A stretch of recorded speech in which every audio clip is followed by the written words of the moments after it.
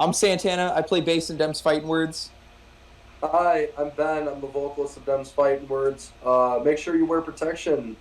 By the way, we're Demsfightinwords, and you're watching Randyness.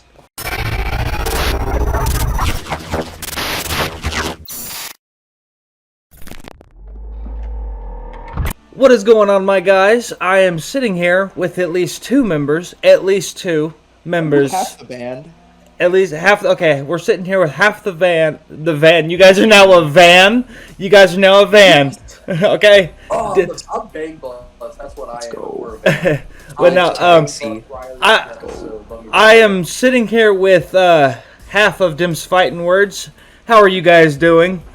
I am wet. How about you? Oh, dude, same, big same. Since I'm sitting here talking to you guys. Weed. Let's get a little bit of an introduction here before we really get into things. Obviously, everybody knows who I am. I don't have to say anything. But the gentleman up here to the left of me is Mr. Ben Zarndt. Say hello, my friend.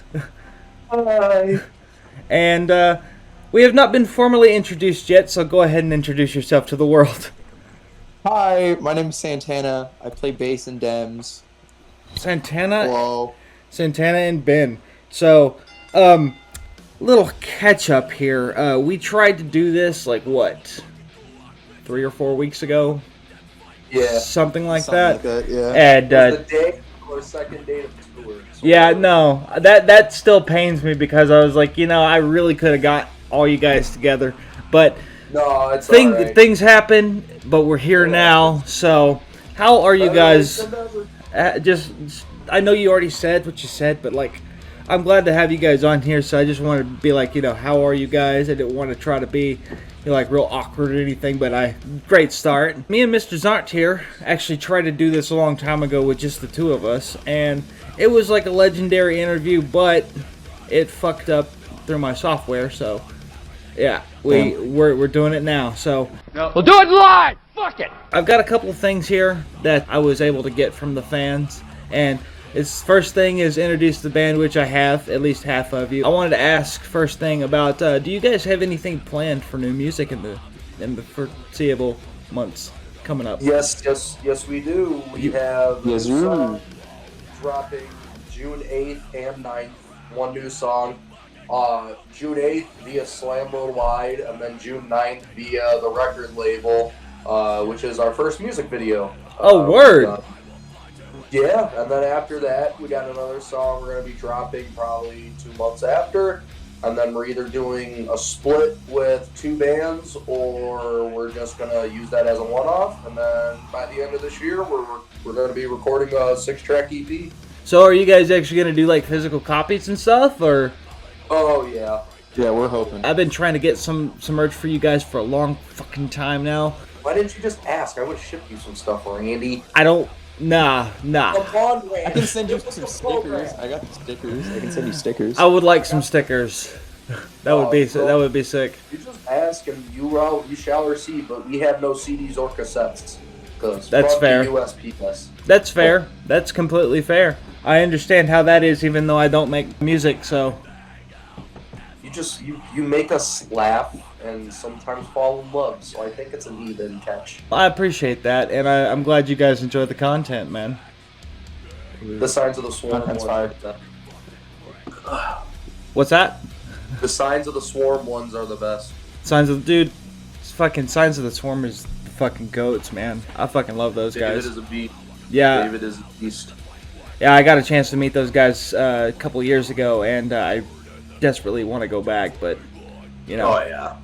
I feel ya. I'm hoping to catch them in October, but Fuck yeah, that's we're stacked. I want you guys to come to fucking Texas, man. We are. Okay, can we get some intel on that? Just little sprinkle. We're going on tour with Heavy Hitter in July. One of our Texas dates got canceled, but we're playing Dallas, I believe, or Fort Worth. It's Worth. DFW, so DFW. Dallas, Fort Worth. Fort Worth, we're playing that, and then we got another Texas date after that. We're still trying to figure. That's in Corpus Christi. Corpus. Yeah. Dallas is a lot closer. Well, you let us know. We'll figure it out. I would fucking love to come see you guys. That would be so we'll sick. play in your backyard if need be. That is Yeah, fantastic. yeah. There's a venue in Abilene, which is like 45 minutes away from where I live. Awaken Providence and Archaic actually just played, and I didn't get to go because of just bad timing. Like our interview last time, just bad fucking timing. If you guys could like come to Abilene, that would be sick as fuck. I think that's the show. That's where we're trying to set up that show. I'm not gonna lie. I think that's where we're trying to set up that. Oh my god, you fucking set that up, and I will. I think it's not confirmed, but it's I think at the moment. That would be sick. Like, keep me in the loop on that because I would love to come see you guys. I would love to come see you guys. So, with talks of new music, let's get a little talk about the old music, like the stuff that you guys have put out already. I've caught quite a few references to wrestling, and I fucking love that about you guys. I absolutely fucking love that about you guys. I've been a big wrestling fan since I was like 5 or 6 years old, so nice. Watching that get, like, I think years ago I asked if there were any wrestling-related deathcore bands out there, and I was given some older stuff, but, like, given the fact that you guys are beat down and stuff, like, it fits so fucking well together. Hell yeah. I fucking love the fact that you guys have incorporated wrestling in damn near everything that you've put out. Oh yeah, that's always the vibes. Always. The thing about it too is we don't try to keep it like WWE or anything like that. The death match, like no, like I saw the New Jack one. That was brilliant. So yeah, I got shirts made that I want to get. That I'm waiting. I emailed Nick Gage and his management, and I'm just waiting for the confirmation to see if we can drop those. But yeah, like I'm a huge GCW fan, huge ECW fan, New Japan when they were doing deathmatch stuff, Ring of Honor. I grew up on WWE and TNA and all that, but in the last 5 years, I really became a big deathmatch guy.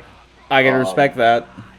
So yeah, that's when I recorded the Run It demo.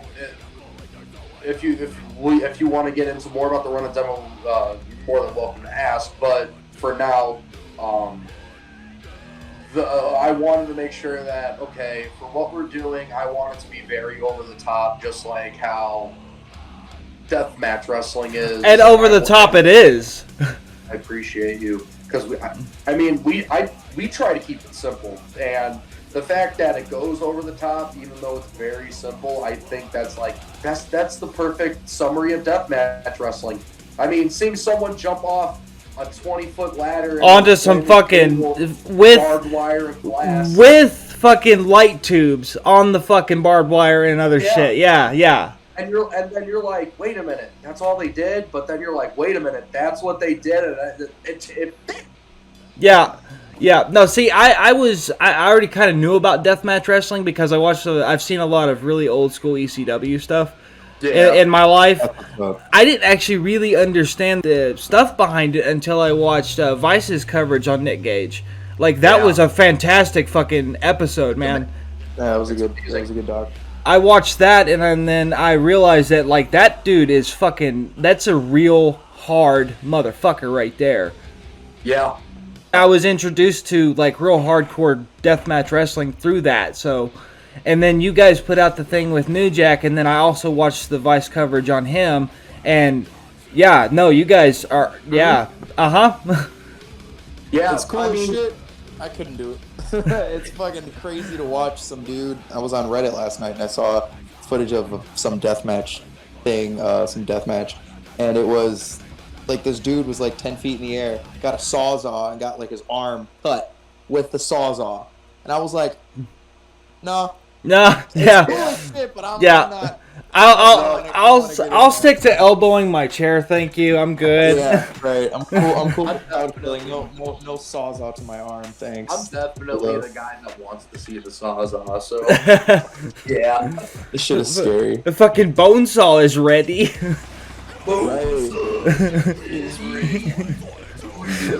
Oh yeah.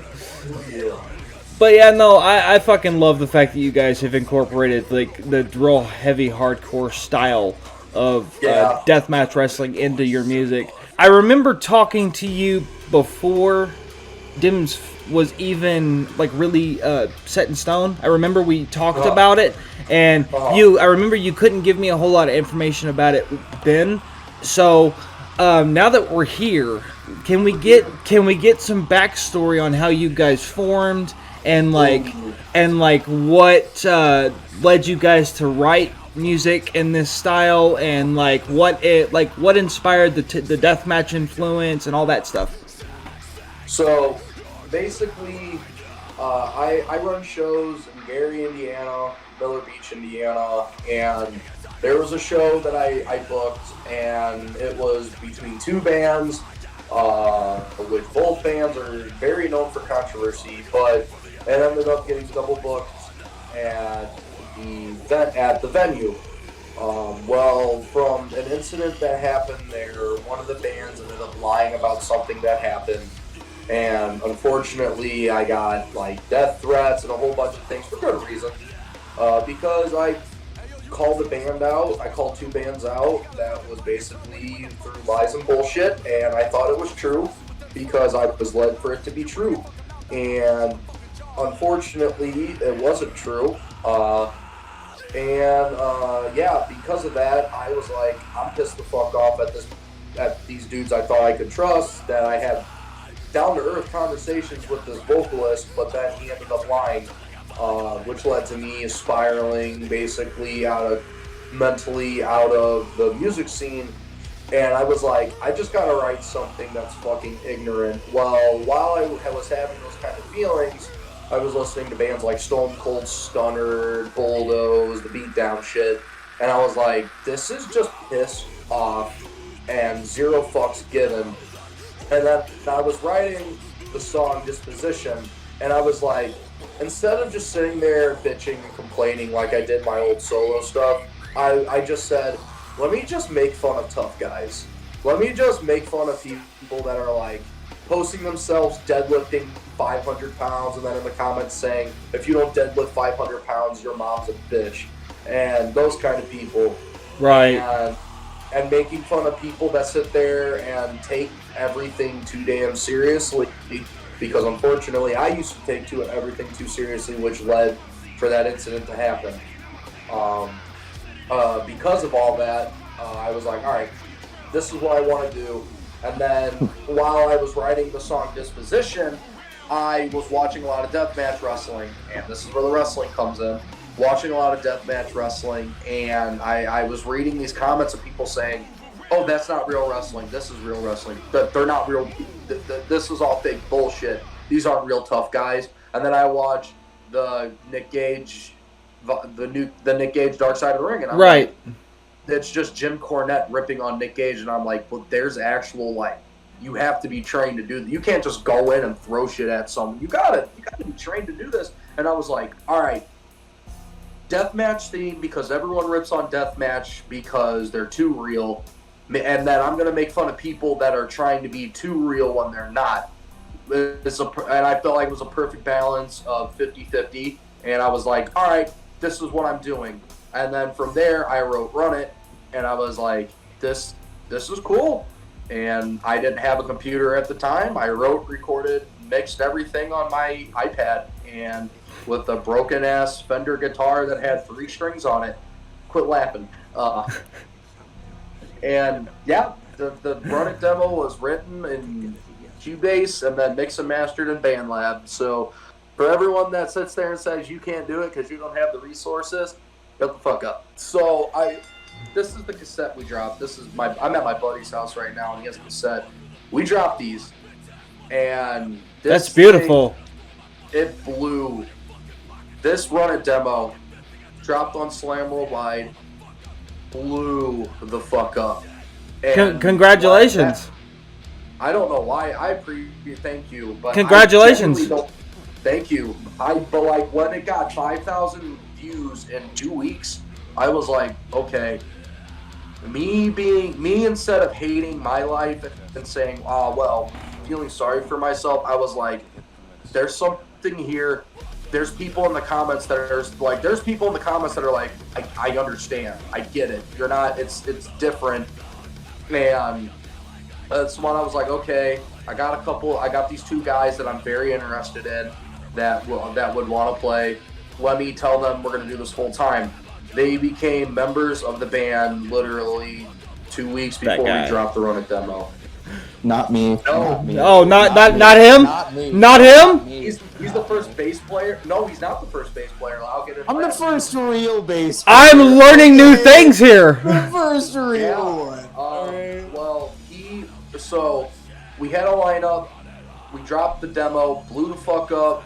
Everyone lost their shit. We got an offer to open for Dropout Kings. Ooh. Because Dropout Kings fucked with us, and they were like, hey, Ben's our boy, put him on the bill. And I was like, cool, fuck yeah. Well, I run a festival every year called the Northwest Indiana Metal Fest. We had a band drop, and everyone commented, Ben, do it. Play Dems now, please. And then my old guitar player was like, Ben, we gotta do this.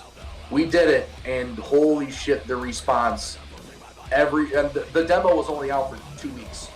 Everyone in that venue knew the demo. And there's video proof of it. Everyone knew the demo. Everyone lost their shit. That set sucked. But, God, you could hear the click going through the PA. Yeah, Nate weren't fucked up the click track and had it going through the PA. And, yeah, it was Demsfightinwords popped off so quickly. When we played our first show, we had 2 songs that were barely started, barely written, and then what would become Drop the Gloves and Step Up. And we also had the Run It demo, which just came out. Everyone knew the Run It demo, and everyone popped the fuck off. And just the response we got was so huge. And then from there, we had a lineup change. We had to let go of our old guitar player because of some stuff that happened at a Halloween show, which we opened up for Traders, and the response that we got from Traders and that whole I'm not trying to toot my own horn, but this is what people told me. We had the biggest crowd reaction of the night. Everyone was throwing the fuck down. Everyone knew the lyrics. Well, Santana, if you want to tell them about how you became in the band from that Pilsen show. Yeah, so the drummer of Dems is a childhood best friend of mine. I've known him I'm 21, he's 22. Like 15, 16 years. Or Holy something shit. That we've known each other. Okay. Yeah, we grew up next door, as kids. Yeah. And whatever, we were in some dorky band in high school, whatever. And so we just kind of followed, we just started making music, whatever. Started our own band. And then Nate said, hey, I'm going to start doing drums for Demsfightinwords, whatever. And I was constantly like on the hook of like, hey, you guys need a bass player? You guys want a bass player? Whatever. But it was never like solidified. And then there was a practice at my house because that's where the drums are. You practice where the drums are. And had a practice. It was cool. I didn't know how to play any of the songs, but I was in the same tuning, and it's beat down. It's not that hard. Real quick, I don't mean to cut you off, Santana, but going back to the simple thing, I wrote the Run It demo, and we all try to keep the songs very simple for these kinds of things. Right. If we have to get a fill in, or like, because Dems, another thing too, Dems was never meant to be serious, and it's honestly still isn't serious. We always encourage everyone to do their projects over Dems, because Dems was never intended to be a big thing. It literally was started as, we're going to do just shows if we're bored, write music if we're bored. That's how Dems was started. It never was going to be like, all right, we're going to be the next big fucking thing. It's always shit like that fucking skyrockets, unreasonably skyrockets. Like, you're like, I'm just going to put this out there, and if it bites, it bites. If it doesn't, it doesn't. And then, like, all of a sudden, like, everybody fucking loves you guys. Yeah. It was, that's why I was like, I didn't understand how this Run It demo blew up, because I never wrote it to be good, never wrote it to be, I just had the opportunity to get it uploaded on Slam Worldwide, and it was a dream to be on Slam Worldwide, and I got the opportunity and I did it, and it just so happened to work out. But when we had to let go of our old bass player because we let him in the band and just did not message us at all, or like try to be invested anyways in the band, we let him go. because we kept the songs very simple, people like Santana could jump in really easily and just play the songs even if he didn't know it. Basically it. Yep. Really quick, guys. I gotta go grab a charger really quick. So no sweat. I honestly want to grab a drink real quick, so this is perfect time to do something as fast as you can. Cool. Bear back. But that was a pretty decent transition. As you guys were talking, you were mentioning how he entered the band. So do you want to pick back up on that, or do you want to? Yeah. Okay. Yeah. So I don't exactly remember the pretenses of what happened, but the show offer for Traders happened, like the flyer got made and whatever, and they were still a 3-piece: Ben, guitar player, and Nate on drums. And I was gonna go to that Traders show because Traders messed up a merch order of mine. Okay. And I messaged Tyler on Instagram and was like, dude, like my merch order got messed up. Like, you guys are gonna be in Chicago. What's up? And he was like, yeah, just, come to the show, whatever, message me, get you in, whatever, no problem, get you some shirts. It was cool. So I was going to be there anyways. Right. And I told Nate that it was going to really bother me to see you guys open for Traders, knowing that I'm fully capable of playing these songs and sharing the stage with you guys and having like a proper full band look, bass player, guitar, drummer, vocalist, So I was like, let me just try it out. Let me just try something. Like, let me learn the songs. We'll see what's up. Learn the songs, and then there's a show offer in Pilsen that was September. I remember the day because was it the 13th or the 17th? 13th. That was the first show that I played with Dems. Pilsen, Chicago, DIY venue. Shout out to Stinky. 7 minutes and disease. Yeah. It was good. Yeah, good show. Good show. It sounds like a fun show. It was fucking awesome. Did not like the fact that I have to drag my bass cap through a gravel parking lot, though. Did not like that. That was probably our second most violent show we played. Yeah, bro. I was feeling good off that one shot of Malort. That shit is vile. That shit is vile. If you ever come near Chicago, Randy, don't let people trick you into drinking Malort. It's not. I gotcha.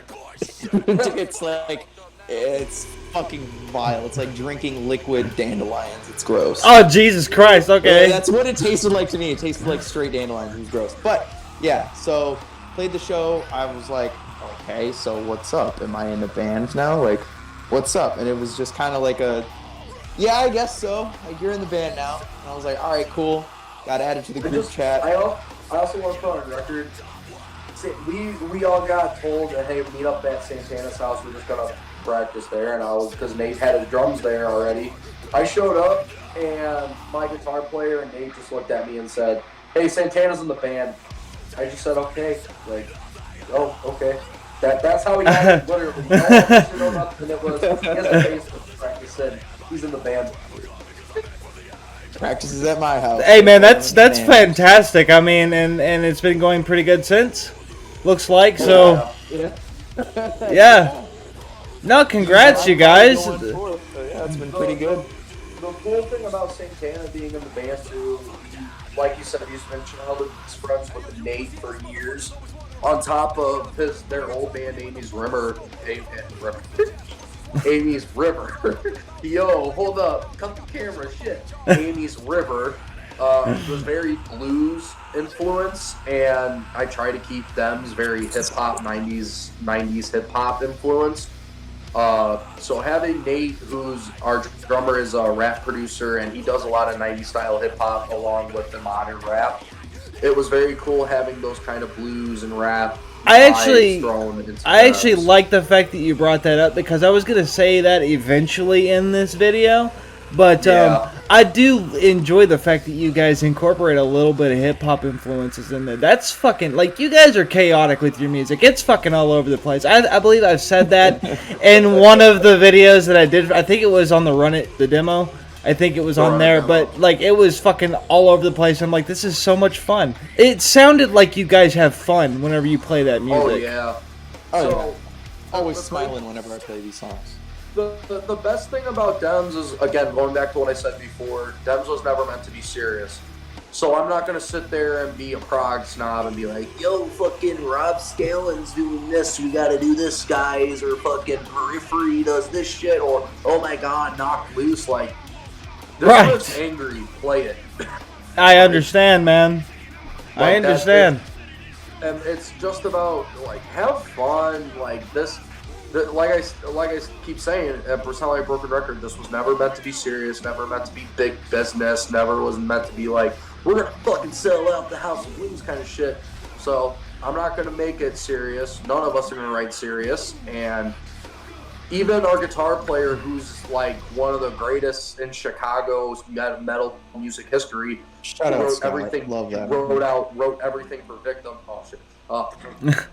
Oh, no, yeah, but anyways, he was even like, this is so stupid and simple and easy to play. It's hard, and I was like, Scott, have fun. I remember the first song that Scott wrote for us. It was very metalcore, deathcore oriented, and I was like, yeah, No. but instead of doing I tell everyone to just chug it out. Hell yeah, So man. if you want to do prog shit, just chug it out, and then they chug it out, and they're like, oh, this is awesome. And I'm like, Chug it out. Snare on 2 and 4. That's it, baby. It's all you need. yeah, it's basic, That's it. basic. And the best part about playing basic, too, is when you're on stage, you're not sitting there going, looking at your neck the whole time, and I have to stand there and do some weird zombie shit to make one sound come out of my mouth. We can just have fun and throw down, and everyone doesn't have to sit there and go, oh my god, this is Animals as leaders, but more stupid. No, I love Animals as leaders, but yeah, I wanted it to be simple, just so everyone could have fun and not sit there and go, oh my god, I'm feeling like shit, so I can't play this fucking 6th arpeggio solo kind of Right. shit. Fun is just what it's based around. If you're not having fun, I don't want you. It's not that I don't want you to stay, but I want you to have fun. And if you feel like you're not having fun, I want you to go try to find happiness and go try to have fun somewhere else. No, don't get me wrong. I love a fucking epic breakdown in a death metal yeah. song. I fucking love it. I love melodic guitar playing. I fucking love solos, drum. I love all of it. But like, I also really like it when a song is chaotic and fun. And like, you guys write chaotically fun songs, and like I said, like you said, I sound like a broken record. When I first listened to it, I record in such a small compressed area, so like I don't get to like send my chair through a wall, even though a lot of the times I want to. Whenever I listened to, I think it was Run It. I think it was the actual title track. I think it was. I'm not 100% sure. But, like, I almost fucking knocked over my entire pop collection on my wall because I wanted to, but I was like, I don't have exactly a whole lot. Like, it's going to be a bigger fucking mess to clean up than it is anything else.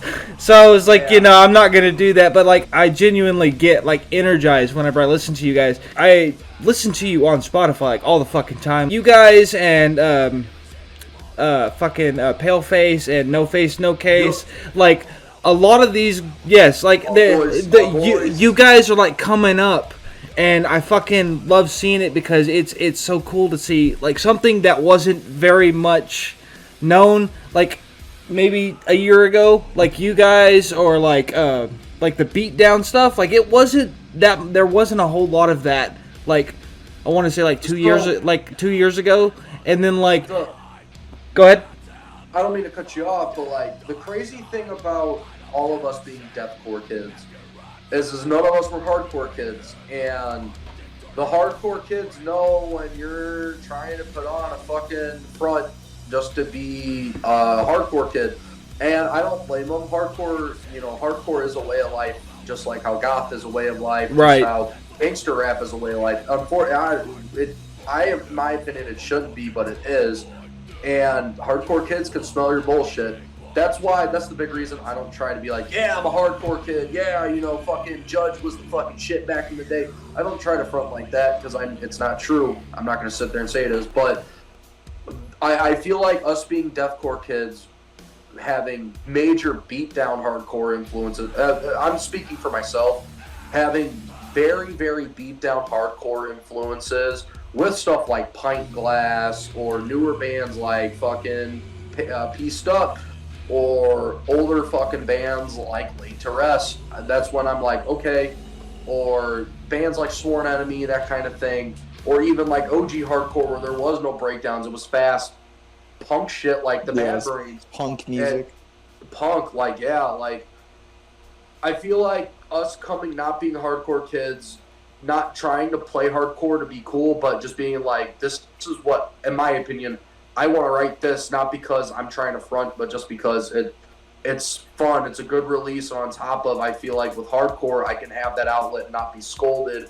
And if I want to say fuck the cop, fuck the police, because I don't like the cops, you remember my Ben Zarndt shit? I was pissed off. So oh yeah. I'm on stage screaming fuck 12, fuck the police, or like fuck this or fuck that. Deathcore kids are gonna sit there and say, well, fuck you, man, you fucking piece of shit, fuck you. I know the hardcore kids, they can go, we agree, because those are the kids that sit there and they've gotten fucked with by the police, or gotten fucked with by government, or like they were the ones picked on at school. Just like authoritative, like getting fucked with by like authoritative figures in general. Yeah, and having that beat down style was very. Another thing too about beatdown, it's very formulaic, but it's not like deathcore nowadays where everything sounds the same. Right. Beatdown, it does sound the same, but you can still sit there and go, wait a minute, that's this band. But well, see, like you said, like I can identify the difference between you guys, No Face, No Case, Pale Face, fucking. What's another one that you mentioned just a second ago? Pint Glass. Yeah, Pint Glass. Like I can tell the difference between every single fucking one of those groups, and like sometimes I'll be listening to a deathcore track and then I'll be like, where have I heard this before? And then it'll be like something brand new that I've never listened to, but like I understand what you're saying. Yeah, it's in my opinion, deathcore got very overdone. On top of a lot of my friends that I thought were good people all got canceled, and there's still. I know a few of who you're like the general what you're talking about. And there's also a band that's very fucking huge where the vocalist is just, he has done a lot of bad things to people. Not like said racist shit or stuff like that, but more of money thing and all that stuff. And I'm not going to be the one to name names because I'm not a fucking snitch. I learned that the hard way. But yeah, it's definitely, but everyone knows who it is. So. Well, hey man, I mean, every fucking, it's sad to say it, but like every fucking community has that kind of fucking asshole. Yeah. Every fucking one of them.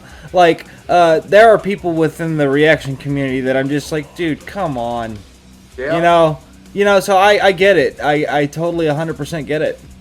That's why, like in the reaction community, that's why I like dudes like Hardcore Keem, and I'm glad he blew the fuck up. Keem wasn't sitting there reacting to the same songs everyone was reacting to. That motherfucker was reacting to Portals, Knock Loose when Knock Loose wasn't fucking big. He was shouting out these local acts, local artists that never had the fucking chance. And still does. He still does. He still does. And what's cool about Keem is that only just now recently, I from what I've seen, I'm not saying he does do this, I've seen him, he's starting to now charge for reactions or stuff, but it's not like he didn't have a reason, or he has like every resource and reason to do that now. He earned it, and that's why I like Hardcore Keem a lot. That dude's genuine. He'll sit there and say, this sucks, or oh man, this was cool, but you guys could have done this, or he'll sit there and genuinely go, yo, this shit's nasty. Like Kind Eyes, I love Kind Eyes, but they have a song called Fuck a Proud Boy, and he even said like, yo, this shit's nasty, but damn, that breakdown was too short. And I was like, yeah. I fucking said shit like that in videos as well. Yeah. And I'm not saying just Hardcore Keem. I like it when reactors are fucking genuine and not pieces of shit. I understand that if people are willing to fucking pay you to check out their music, I'm all for it. Whatever. Like that's between you guys. Like, but my stance on it is like I don't think that reactors should accept profit off of something that they should just genuinely appreciate. Like, I don't like taking money for reaction videos at all. Like, that's just something that I don't want to do at all. Like, I don't care if I have 1 million subscribers tomorrow. I don't. That's not what I'm after. I maybe when I'm like 97. I don't know. No. I understand if a group wants to pay you for a reaction. This is my stance on it. I say go for it. You know, like, whatever. But, like, I also understand that you guys, like, it doesn't matter how big you are in the music scene. Like, a lot of the venues and stuff, like, you guys don't exactly get paid a whole lot to like, and I know that touring is, like, ridiculously fucking expensive. I know that because we lost $10 on tour. We lost $10. $10. We were $10 in the hole.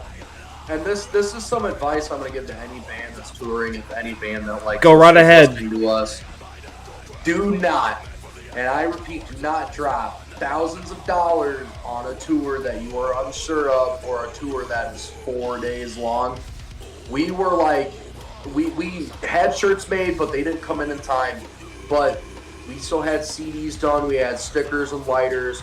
On top of, we got a trailer rented for basically cheap for what trailers go for. On top of, we already had a car. So if you don't have to rent a van, do not go over the fucking moon with money, and definitely focus on the show aspect. Don't focus on making the money aspect, especially with a lot of these smaller bands, in my opinion, which make the bread. Like, first thing, make the fucking bread. Right, kill it. But, yeah, but when we did our first tour, we had a name, but we weren't like huge. Like, I feel like we are having somewhat of a name right now. A lot of these bands that have like 10 monthly listeners or have no music out at all that no one's ever heard of is trying to go on tour, and they're like, you want a $500 guarantee. And I know this because I'm a promoter. This happens to me all the time. I can show you all the emails. That bands that are like, you give us $500, but then you're like, okay, but how is this going to work with me, and how is this going to work for you guys? And they're like, well, we got to have gas and stuff. And I'm like, okay, but you guys aren't going to do anything else to try to make profit. And they're like, but merch is too expensive, this is too expensive. And then that's when I feel like bands need to understand you got to outsource other ways for income. Other ways for income. Focus on trying to make money from like merch, trying to make money from like that, your outsource things, and use basically touring for gas money. That's this is why, like, every time I go to a show, I usually try to pick something up, because I know that something is better than nothing, because I've been to enough shows at this point that I've seen groups come and they get a decent little crowd, like especially the opening bands. Like, I've noticed that it is insanely hard for the opening act to get any kind of momentum going unless they're known. And I've seen guys set up their stuff and they have like t-shirts, CDs, stickers, like you said. Yeah. Some of them have hats and stuff like that, but like they'll sit there like the entire show and they'll maybe sell one or two things. I'm like, they count on that shit though. So that's why I'm like, I try to pick up something. Even if it's just like a $10 CD, I've tried to pick up something at every show that I've been to. The couple of shows I got into for free. I'll just admit that, because that's. No, I have too, and I feel like, in my opinion, if someone asked you to come to their show for free, I'm not going to tell you no, because in my opinion, I feel like that's kind of disrespectful. That's just my views on it. If someone asks you to come to a show and they guest list you, and if you offer and they're like, no, I feel like just kind of poking the bear, just being like, but no, you're going to let me pay for you. I feel like that's just disrespectful, in my opinion. So if someone offers you this, and this has to do with someone that me and Santana know that was affiliated with Demsfightinwords, don't go to shows and expect to get it for free, no matter if you know the people or not. Right, agreed. If you get the offer to go in for free and you A, can't afford it, or B, you know it's a situation where you don't want to be disrespectful, but don't sit there and go, yeah, I'm gonna go to the show, but I'm gonna hit up these guys trying to guest list. Right. No, That's the last show I went to, Oceana was headlining and Left to Suffer was also there. I got Left to Suffer's whole performance on my channel. If you haven't seen that, if you want to go check that out for anybody watching, if you want to go check that out, you can after this. But shout out Peter, shout out Jacob. That show, like, I got there, like, I think an hour before the show even started. So, like, even before the opening act started. And I was like, I'm fucking paying for this show. Because the last two that I went to, I was like, I felt bad because they just let me in. Like, the bands were like, he's with us, and they just let me in. It makes me feel bad, you know? Shit like that makes me feel bad. But I'm like, at the same time, I'm like, that's really cool, though. But whenever I went to go see them, I was like, I found one of the opening bands, the opening band, they had like a fucking shitload of tickets, and I was like, how much is it? And he was like, it's $20. And I gave him, and I fucking bought a ticket. Fuck yeah. And who was like, the opener? I don't remember right off the top of my head, but Well, whoever opened that show, shout out y'all. yeah, shout out that group that I can't remember right now. Yeah, I've seen a lot of things, even though I've only been to a select handful of shows. I've seen quite a few things, and I can tell that, like, you guys, especially if you're doing it yourselves, like, I've seen quite a few bands do it yourself. And also, myself being a promoter and working with a venue that's very stingy, I always kind of tell bands, like, hey, like, I just had an artist hit me up for a show. They wanted $700 for a guarantee. I'm not naming names. $700 for a guarantee. Yeah, bite your tongue, motherfucker. They wanted $700 for a guarantee. I kind of explained to them, like, I had short notice, and then we were able to drop it to $625. And on top of, I was really counting on local acts to kind of push the show. And I dropped a lot of money into advertising. Not one ticket sold for that show. Oh, jeez. Not one. Yeah, fuck. And they're like huge, I guess. Well, from there, the venue made the call to cancel the show, and the artist got mad at me. But that's when I try to sit there and I go, you can't sit there and rely on a guarantee to make your money. You have to outsource your profits somewhere else. Because venue, if you do not have a name or that kind of shit, I don't want to be like, yo, fuck you, but I'm one of those guys that want to be real. And to be real with you, if a venue's never heard of you, a promoter's never heard of you, and they look through your stuff and they don't see, promoters are going to look at your guys' social media before they look at your live sets. That's just the harsh fact. And I'm not just saying that just because I'm the one that is one of those guys that do it, but I also look at live sets, but there's promoters that I know that are just like, oh, these guys have 35 likes on Facebook and only have 50 followers on Instagram. I'm not booking these guys unless they've taken a door split. So yeah, definitely outsource your money. In my opinion, outsource getting money through merch, those kind of sales, than over a guarantee. And if you sit there, get mad at promoters or mad at this, give them a reason to change it. Not saying, fuck you, change this because we're this, but be like, but give your guys a reason that will make promoters want to pay that kind of price to have you guys. Give them a reason. That's a really nice point, actually. Yeah, like we're going on tour with Heavy Hitter, and we were getting our last tour. My bad, not the tour with Heavy Hitter. We got an offer to play Omaha, Nebraska, and from there we built the tour around it. Well, we got an offer to play out in Nebraska, the Nebraska offer, and he was even like, hey, how much do you guys want? And I just said, we'll take a door split. And he was like, really? Just a door split? And I was like, yeah, should we ask for a set guarantee? And he was like, I didn't expect for you guys to take a door split. I thought you guys would ask for $400. I was like, no. And I'm glad we took a door split. We were able to get a good... By the way, shout out Josh. Shout out fucking all the bands that played. And that show popped the fuck off for a Nebraska show, I guess. Shout out Omaha. Fuck that fake blind guy. Oh my god. Now I got my ADD's kicking in. There's a dude there in a kilt, and he's a gore porno grind band. He was faking being blind for attention. Went up to, was it you, Santana?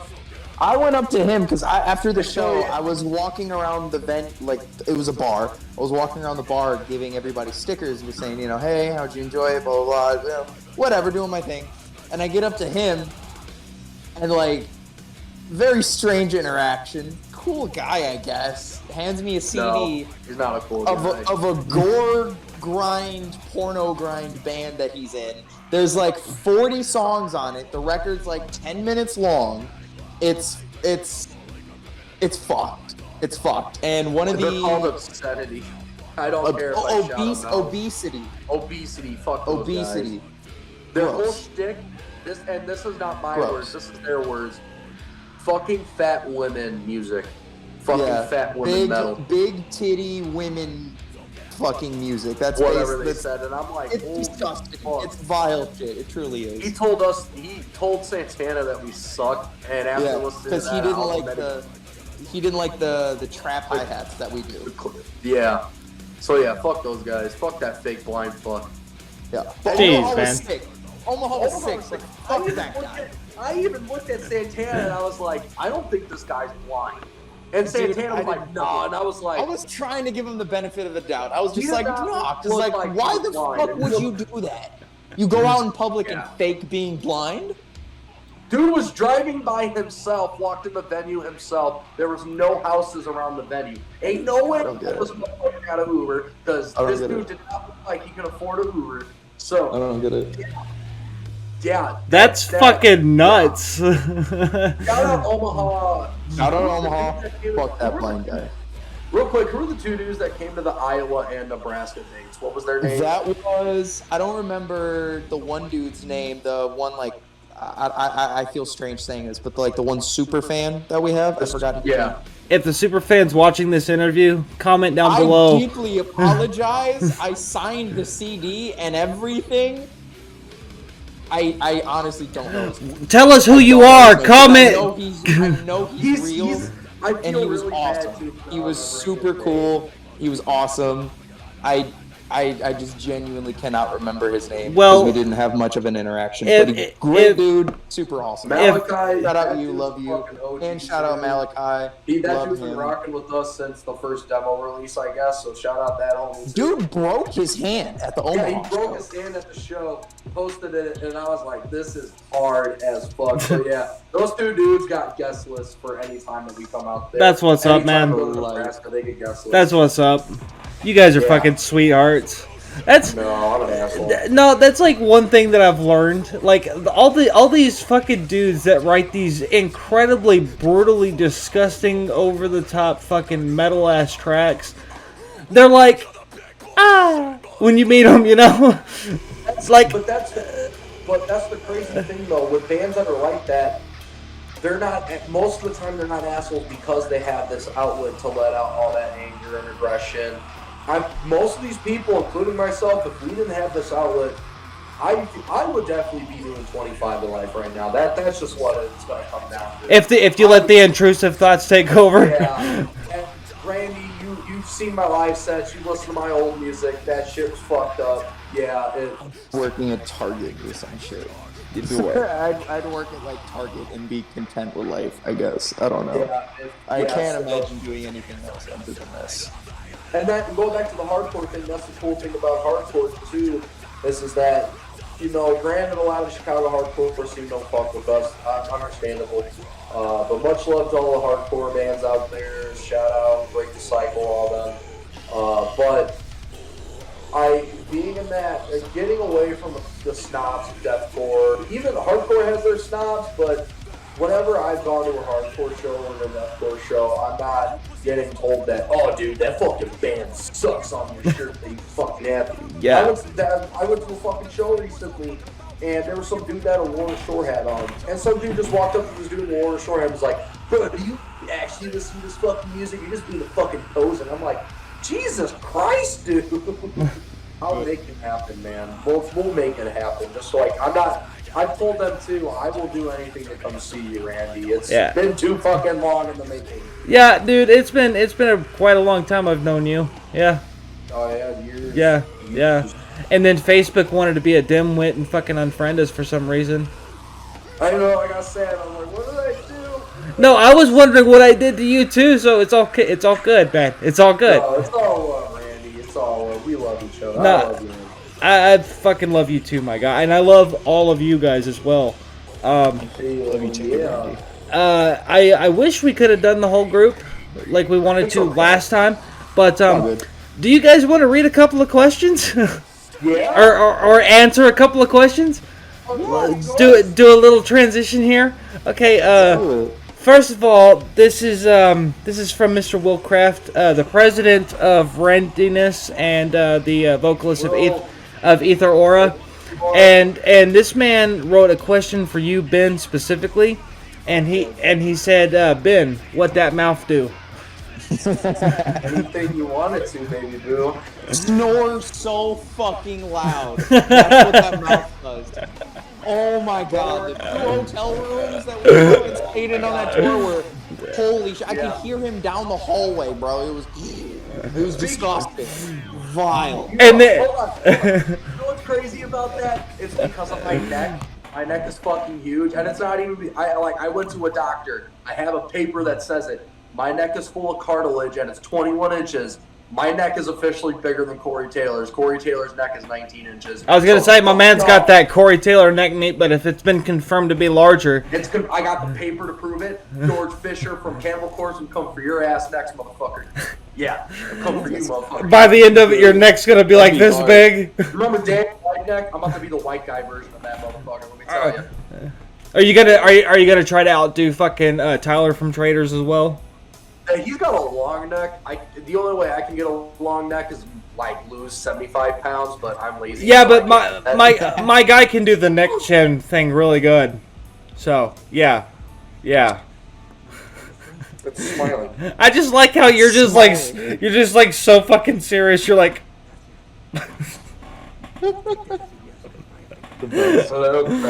I fucking love you guys. That's awesome. I don't guess you could really say it's a question. By username Blunsfit. Okay, it's spelled at BLVN75, but his name is Blunts. Blunts. Yeah, his name is Blunts. Okay. He does reactions sometimes on his, and he plays like games and stuff. But his screen name is Ritualistic Marijuana, and and he just. And he just wanted to let you guys know that fuck you rule. So there you go. Yeah. I don't even know who he is, but dude, you fucking rule. Yeah. So I'm pretty sure he was waiting to hear that. So there you go. Anything that you're trying to achieve in life, man, I hope it works out. A woman or man that you're trying to get, I hope you get them. You have a good life, homie. Thank you. You rule. Yeah, no, fucking nothing but love for the guys out there, man. For the loves, all the loves. We got one from a personal friend of mine, Sylvie Pickle from Twitter. They are absolutely sweetheart. I love them to death. They wanted to know that what has been the most difficult part about writing and recording the music, and what's been the easiest part, and also, what's been your favorite moment together as a band? Santana, if you want to answer first. Okay. Difficult parts. I would say so. The hardest part of writing is also like the easiest part of writing is having like the demo and then figuring out what you're gonna do with the demo. Mm-hmm. That's basic because fair enough. That's how Standing was written, if I remember it correctly. I smoke a lot of weed. I'm sorry. If that's how I remember it correctly, was Scott sent us a demo and we listened to it and we were like, yeah, sure, this is cool. Do this, do that. And then he did that, and then he did this, and I was like, all right, MIDI bass sounds like dog shit. Let me record it. So I still sounded like dog shit. Hey, it's Scott's plugin, all right? It's my plan. No, it's your bass, bitch. I love your bass, man. Yeah, and then, it all just kind of developed into there, and then, oh, what if we did this? And then we got vocals to it. So, like, the hardest part of writing is figuring out what you're going to do with the demo. But then the easiest part of writing is figuring out what you're going to do with the demo, because you can just do whatever the hell you want with it. Goddamn But that's catch the hard 22. part of it. Yeah, it's a touch and balance. You know, it's like you don't want to fuck with everything, because then it's going to sound like a totally different song. But if you don't fuck with it, then it's just going to remain like the demo. The cool part about I feel like the lineup we have now is that Nate and Santana being friends for years, me knowing Scott for a while, and all of us becoming really good, basically family. I would say I consider these guys family to me. Is that we don't fight with what we have. We're not pushing down each other's throats. We're not. If we don't like something, we're not like, oh dude, what the fuck, like you fucking bitch. Like, we're not like that. It's, oh, okay, we don't like this, we'll take it out. Like, Hey, man, yeah, hell yeah. we get along when we're right. We're not fighting with each other. We're not at everyone's necks. If we don't like something, we all ask why, and if we're just like, oh, okay, yeah, then we'll take it out. And we all get along when we're right, and I feel like that's definitely a big thing, because Yeah, that's definitely a key. I would say going back to earlier, like having fun, being easy and simple is more important than trying to be the prog snob. And it shows in the writing, and apparently it shows in the music, because everyone loves it. And your favorite part as a band together? Ooh, Santana, I'll let you go Ben, first. yeah, so I've already, the tour that we did, the second show technically, because we started the tour in Gary and then we went to Wisconsin. So Wisconsin, Ben wasn't with us. He had some issues he had to take care of back home. I actually remember seeing you guys talk about how you were gonna go just full on instrumental for a little while. It was mainly just for that. Just for that day. Show. Just for that date? Okay. Yeah, just for that day. For that show. As nerve-wracking as it was to be on tour and not have the full band there and everything, it was also really fun, because it just the way that we had it set up was the musicians were going to do our thing, we were going to play the set, but there was an open mic essentially just on the stage, and we play fight riffs all the time. So if somebody wants to pick up the mic and start screaming over whatever the fuck, regardless if they know lyrics, it's gonna sound cool as shit. And that's basically what it was.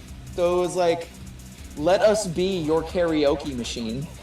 And, we'll do the hard work. You just grab the mic and start yelling in it. And That's it'll actually kind of badass. sick. That's a sick fucking concept. And it was so cool. It was so much fun. That was my personal, despite Ben not being there, full band not being there, that was the most fun that I've had with the band as an entirety. And once we got off stage and everything, we're all just like, yeah, that was actually really fucking sick. Hell yeah, that was super cool. So yeah, that's mine. It was really sick. The whole tour was super sick. But that show in specifically is probably my favorite moment so far as a band. Mine is actually anything from October 30th, 2022 to now. Traders. We opened for Traders, Worm Shepherd, Scumfuck. Walking into that venue and seeing Dickie Allen there. Randy, you and me are really good friends with Worm Shepherd, so it was awesome hanging out with all those guys. Oh, yeah. And then our homies Into the Silo opened that show with us, so I was like, damn, this is just going to be a homie fest. I walked in.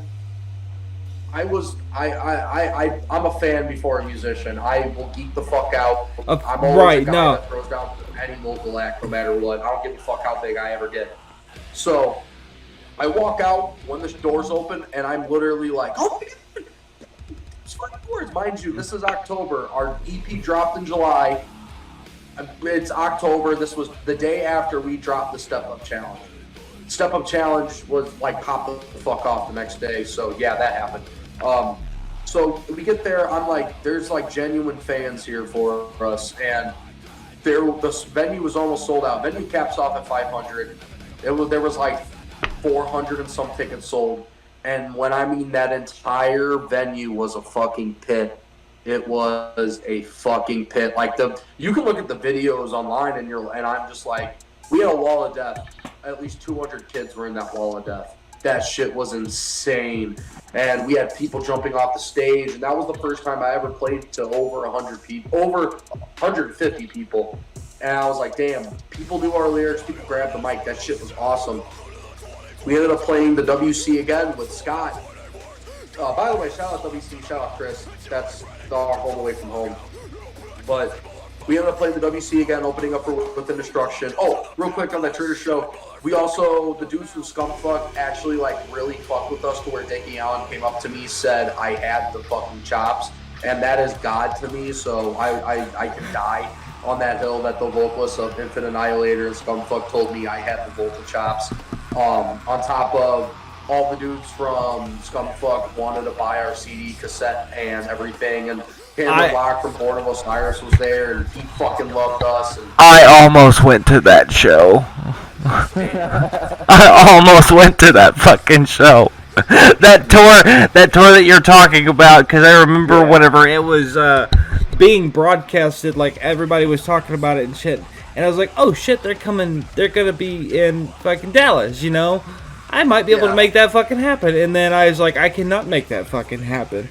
Damn. And no, that whole lineup was sick. That whole show was fucking awesome. And we only played 4 songs. Hey man, it's. I saw a band in Dallas open up, and they performed 1 song because that's all they had. And fucking cool. all 4 Project X shit. all 4 people, they're no longer a band. Hell yeah. They broke up. That's fucking badass. They all you got 1 song, motherfucker. all 4 people, all 4 people that were in that pit, we had fun. That's nice. Dude, that's awesome. Yeah. Fuck yeah. And then we played I'm sorry. We were playing the WC Social after first show with our second, but first show, I would say our first real show. Not saying the show we played before wasn't a real show, but this was the first time he had all the songs memorized and shit. Scott was our first show. We opened for Within Destruction, Fox Lake, Carcosa, at the WC. We got added to the bill last second.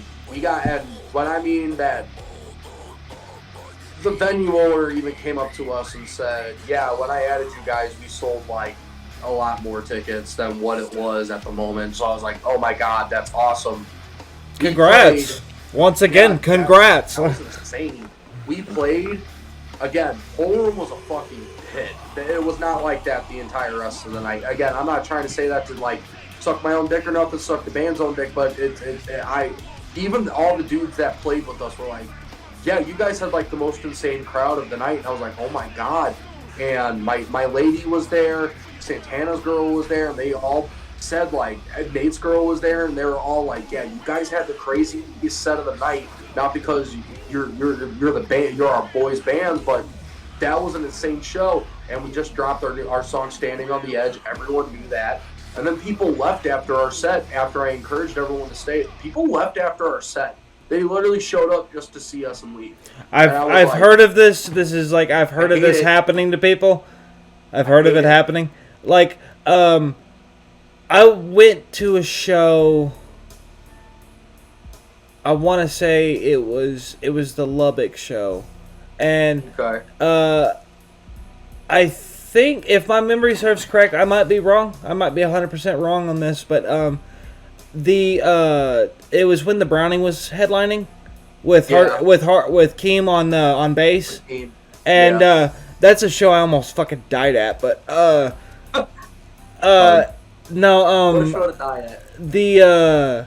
the band that played before them was called Young Medicine, and I'd never listened to them until that day. I've heard of them, yeah. They're really fucking good, actually. No, they're good. But like as soon as they were done, like half the crowd fucking left, and then like not until the Browning was like halfway done with their set did more people actually start getting in the pit and stuff. But like, I've seen it happen several times. Like a band will play, and then like half the crowd will either they may not necessarily even leave. They may not just be part of that act. But I have seen it happen before in the past. Yes.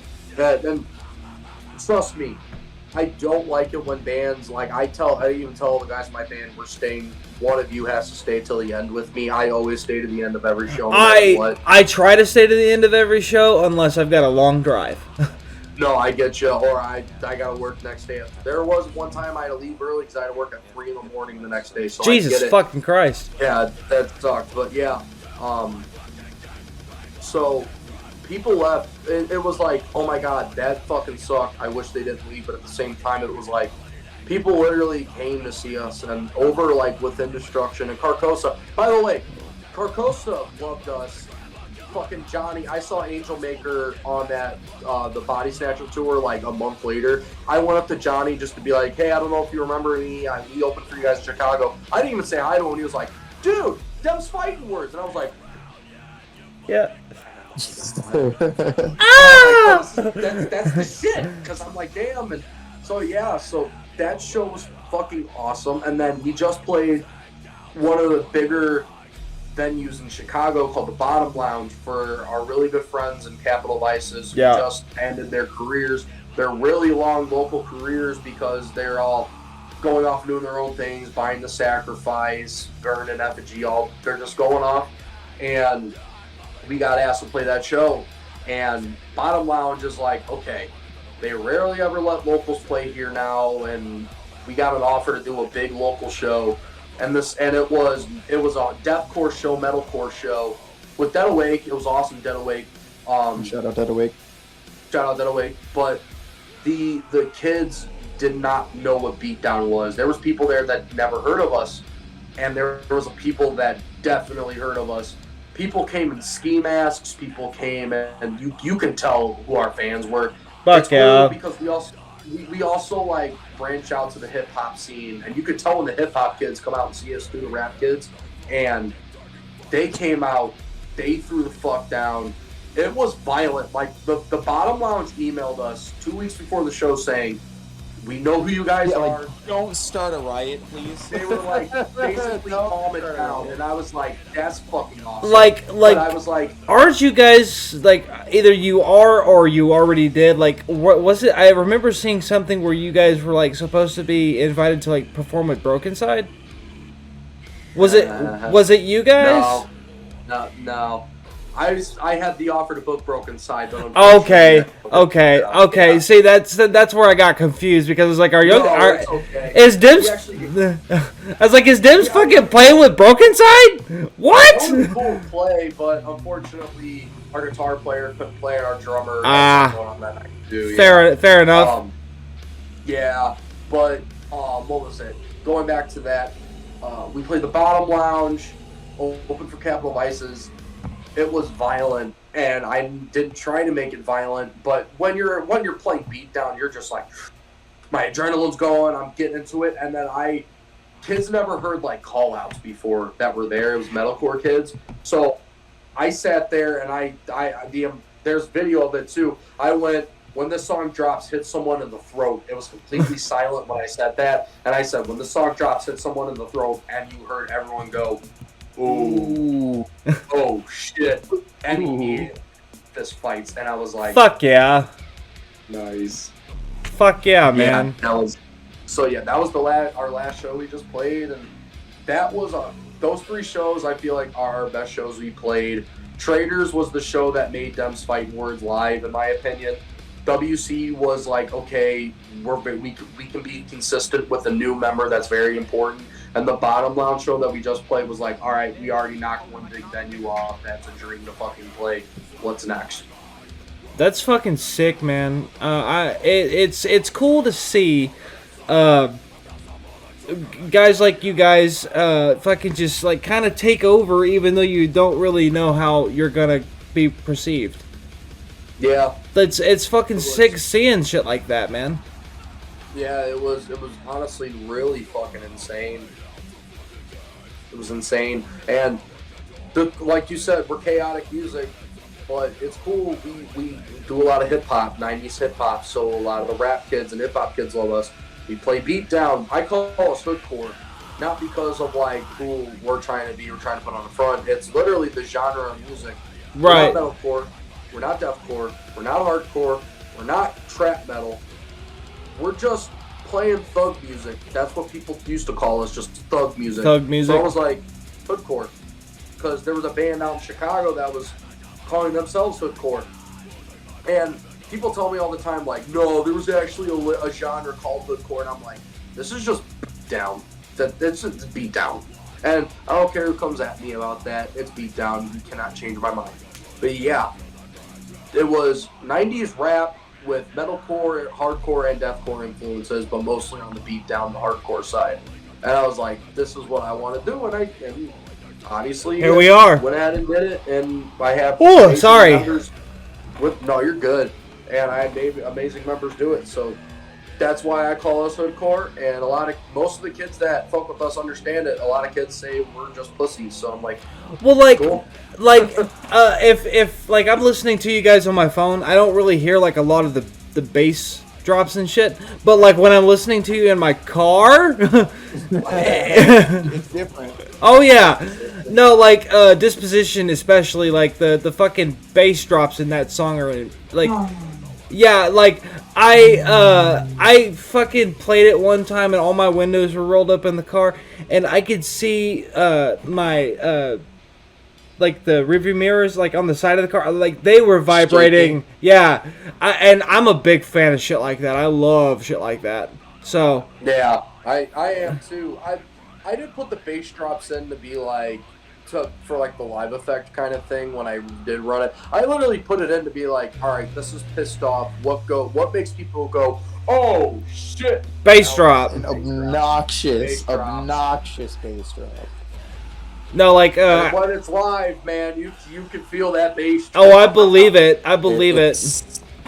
Depending on the sound guy, you're like, oh my god, venue, it is scary.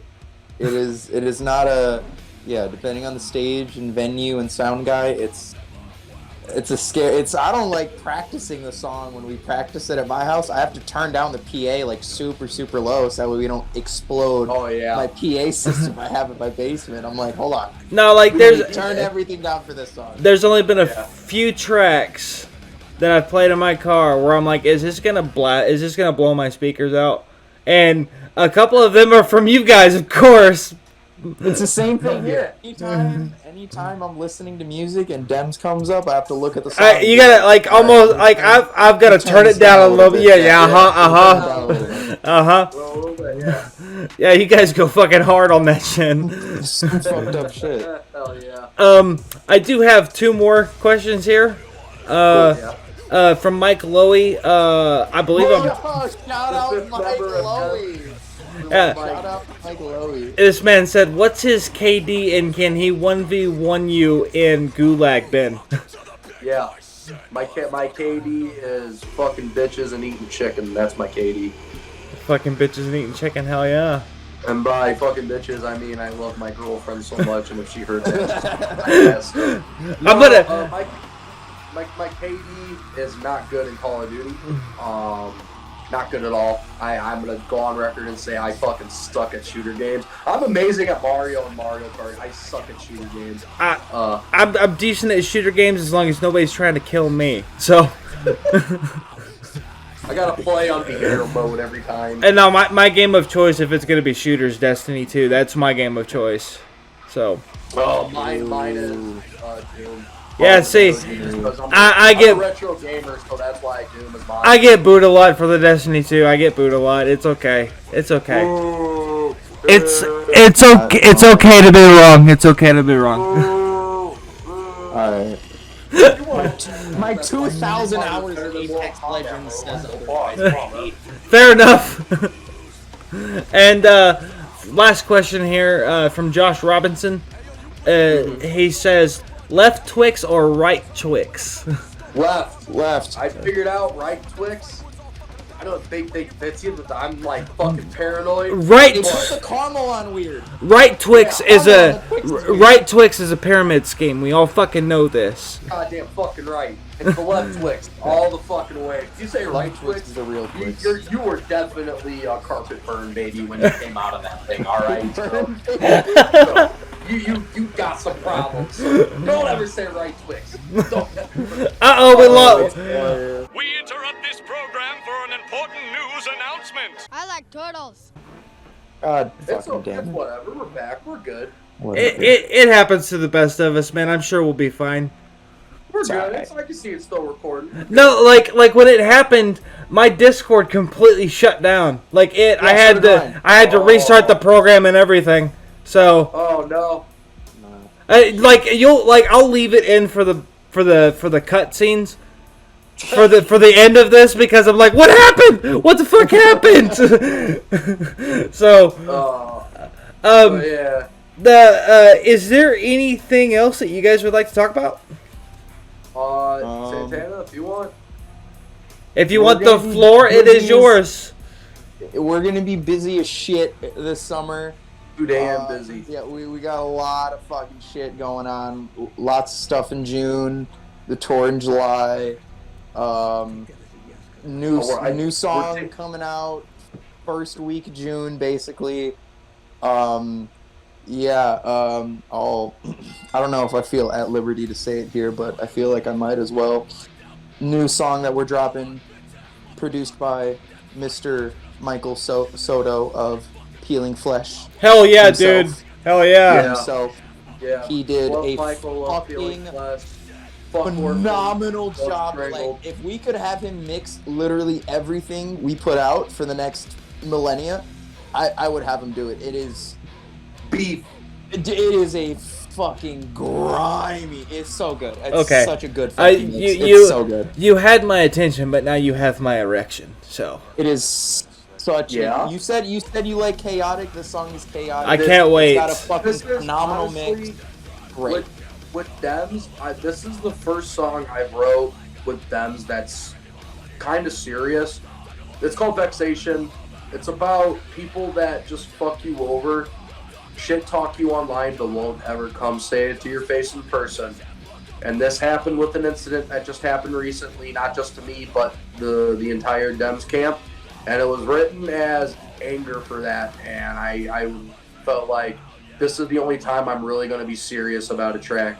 And so Vexation's very violent. that sounds like it's gonna be right up my alley because I'm not gonna name drop anybody, but I've had a few experiences with a band where like everybody except one person really fucking digs my stuff, and it's like what the fuck, like, you know, like I it was one of the situations where like the group followed me, and then like the one person that doesn't, I guess, care for me, he like immediately unfollowed me with everything. So I was like, you know what, fuck it. Some immature, cringe, childish bullshit. Fuck it. I was like, if you're gonna be like that, then fuck it. So I'm like, I get it. I can't wait to hear it because it sounds like I'm gonna be able to at least understand what you guys are trying to put out there with that. So Oh yeah. I feel like it's our best song, and the Run It Demo is my baby, in my opinion. But yeah, Vexation I believe is our best song. I'm excited, man. For now. I'm excited. I'm excited about it. The Hell yeah. the traction that you guys have been getting has, because I don't get on Spotify enough. I really don't. I listen to a lot of my CDs still because I'm a fucking caveman. But I do too. Hey, I got cassettes. Bless man. up. I listen to my cassettes and vinyls over Spotify. so I mean, I'm subscribed to Spotify and I'll listen to it every once in a while. But like it's not like my main source of media. But I would love to own a physical copy of something by you guys. So Yeah, if we get a chance to meet in the near future, I would love to have something signed as well. So We'll set something aside for you, Randy. Yeah. For sure. If for some reason that Texas show that I was talking about earlier it's not it, we'll ship something out to you. all right. You'll get something. Well, I'd like to repay the favor somehow, so I'll figure something out. Show me your butthole, and we'll That's on my Only Guys account. That's the premium stuff, my guy. I'll send you feet pics. All you have to do is send me booty pics, and you got it. Fuck, well, I can't do that. My ass is misshapen. Damn it. Well, mine is too. I don't even have one, so it's pretty much just like a flat back with a hole in it, so... It's okay. Hey, Randy, I get it, man. My whole back is like a loaf of bread, and my ass just makes it look like a fucking hamburger bag that's just been freshly opened. So I get it. I bet you look great in yoga pants. Oh, these visuals I'm getting right now. Oh my god. Not great images that are getting in my head. Oh, you're welcome. You're welcome. Now you're gonna have a dream with Ben and fucking yoga pants. Oh god, it's already. That is fantastic. Oh yeah. I was gonna ask you something, but I fucking forgot. It's very hard for me to want to listen to something and then like also want to do a reaction to it. So like I can't immediately jump on stuff whenever it drops sometimes because I'd rather have it on the channel, and it kills me to do that because I will go like fucking months without checking out a track, and then when I finally hear it, I'm like, I should have fucking done this ages ago. But like, oh, I get it. My patience is incredible. Like it is my most useless superpower. I have an insane amount of patience. I mean, it works out for me in the end, but like I wish I could listen to stuff like as it comes out instead of having to wait so long. So when your guys' stuff comes out, there's a large chance that I might take a minute before I am able to actually check it out. Okay, Randy. No problem. There's still people that are hitting us up that just heard the Run It demo that have been saying since July of last year that they're wanting to listen to it. So, yeah, it's cool. I appreciate you for even having us as a thought in your mind when wanting yourself wanting to listen to your music. If you don't listen to it right away, it's all love. Even if you don't listen to it, it's all love. Well, like I've had you guys at the top of my interview list since we kind of started getting an idea about even doing one. Mm-hmm. You guys were the tippy top of the list because I've been trying to get with you guys for a very long time, and like every time we've tried to do something happens. So I'm glad that we were able to actually do something. It sucks that it wasn't with the whole band. It's cool. I'm glad I got to have you guys on here. Before I close this thing out, because I have no idea how long we've even been talking. It's been 2 hours. Has it been 2 hours? This is gonna be a fun one. This is gonna be a fun one to edit. Great one to edit. Yeah. Oh yeah. It'll probably take a month before this is released. I have no fucking idea. Oh yeah. Because I'm working on a lyric video at the same time, so I just finished the lyrics on it on the blue screen, and this one was a wordy motherfucker. So it took me like three weeks to finish it. Just the words. I gotta start toying with the visuals on it, but I would love to do something for you guys in the future.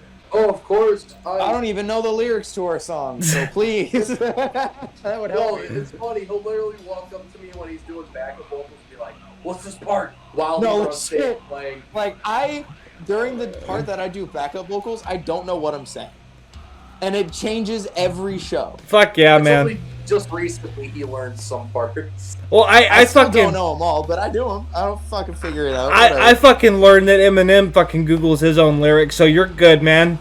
That's fine. Yeah, fuck it. Fuck it. So yeah, as we close out of this, is there anything else that you guys would like to maybe mention or maybe give teasers on or anything like that? Anything, Santana, for you?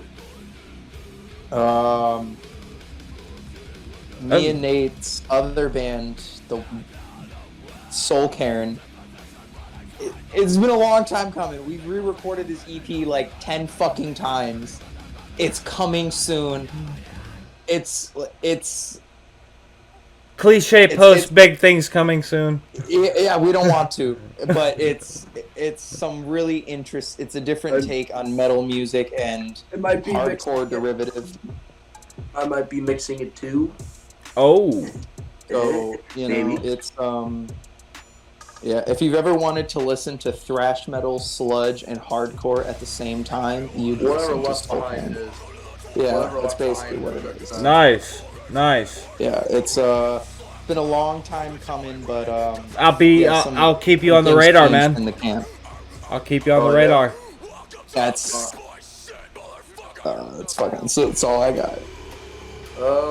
In the world of Dems, like we said earlier, we got another song coming. Might be doing a split.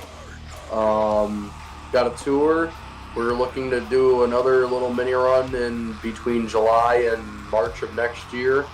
Total Deathcore and us have been really working close in hand on this new release. And everyone's been saying this is going to be a big song, and we're like, oh, okay, cool. So there's that. So that's really what's coming up. Just tour, dropping a couple new songs, and hopefully an EP at the end of the year. And a music video.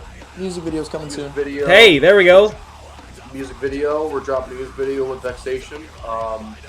We're really pushing more of with the clothing stuff too. So we're going to be starting dropping more merch ideas here soon. Do you still have that Stone Cold image I made for you guys? No. I do. That's on my phone, and my phone's gone. I still have it. I can send it to you. Send it to me. I literally was thinking about that the other day, and I just never messaged you about it. Yeah, I want to do that collab shirt still. All right, bet. Yeah, when you drop this interview, we'll drop that shirt. That's a fat bet. I'll send you that design. Is there anybody that you guys would like to shout out or anything like that? Shout out Scott. Shout out Nate. The other half of Demsfightinwords. Yep. Love them both. We missed you guys in this one. Yeah. Shout out them. Love them both. Love them. Anyone that's involved with that group of people, shout out y'all. Shout out Shirts with Death Proof.